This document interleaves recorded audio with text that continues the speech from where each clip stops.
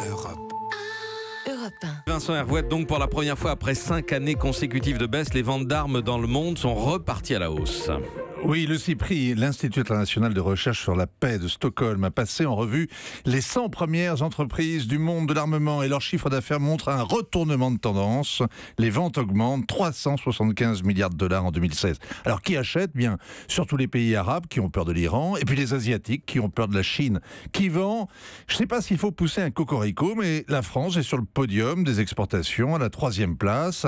Après les États-Unis, leader écrasant, et les Russes, on dépasse d'une crosse les Allemands et les Britanniques. Est-ce que la course aux armements est relancée? Alors quand on dit course aux armements, on pense que le monde court à la guerre, et la réponse est non. Le monde est plus instable, c'est vrai, l'équilibre de la terreur a disparu, l'ONU est dévaluée, surtout depuis la Syrie, les diplomates aussi sont dévalués, un président comme Donald Trump préfère s'entourer de généraux, et tout ça inquiète, mais les États ne font plus la guerre à l'ancienne. Il y a pourtant une 50aine de conflits en cours. Ce sont des conflits internes, des guerres civiles, des pays qui sombrent dans l'anarchie, des régimes faillis, une 50aine de guerres et seulement 2 conflits entre États, 2 conflits gelés, l'Inde et le Pakistan qui se tiennent en respect au Cachemire, et puis l'Érythrée et l'Éthiopie peut tenter de remettre le couvert. Qu'est-ce qui a changé alors?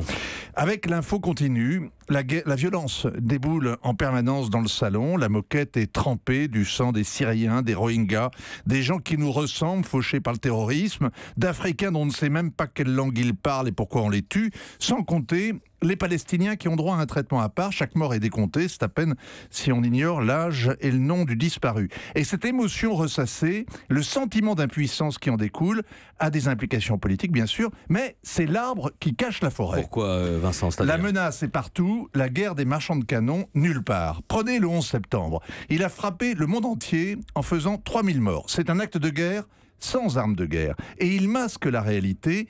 La décennie 2000-2010 a été la plus pacifique que le monde ait connue depuis près de 200 ans, depuis 1840. La violence d'État a fait 1 million de morts pendant ces années. C'est toujours trop évidemment, mais c'est moins que la criminalité ordinaire au Brésil et en Afrique du Sud pendant la même période. Et sans doute moins que les accidents de la circulation. Évidemment. Vincent Hervouette. Axel de Tarlet? Oui, Vincent, pourquoi est-ce qu'il y a autant de ventes d'armes s'il y a si peu de conflits armés? C'est une très bonne question, la réponse elle est sacrément compliquée. Alors d'abord, en 2 mots quand même, hein, c'est pas parce qu'une nouvelle menace apparaît que les anciennes disparaissent. Par exemple, il y a la cyberguerre, il y a le terrorisme en France, mais il faut quand même des régiments de choc et puis des blindés, des hélicos pour les envoyer au Sahel. Mieux, il y a la relance avec la Corée et l'Iran du risque de prolifération. Donc il va falloir de nouveau équiper les Mirage 2000N, remettre des SNLE, des sous-marins lanceurs d'engins à l'eau, etc., etc. Donc en fait c'est sans fin. Plus il y a un sentiment de menace, plus il faut se prendre des assurances.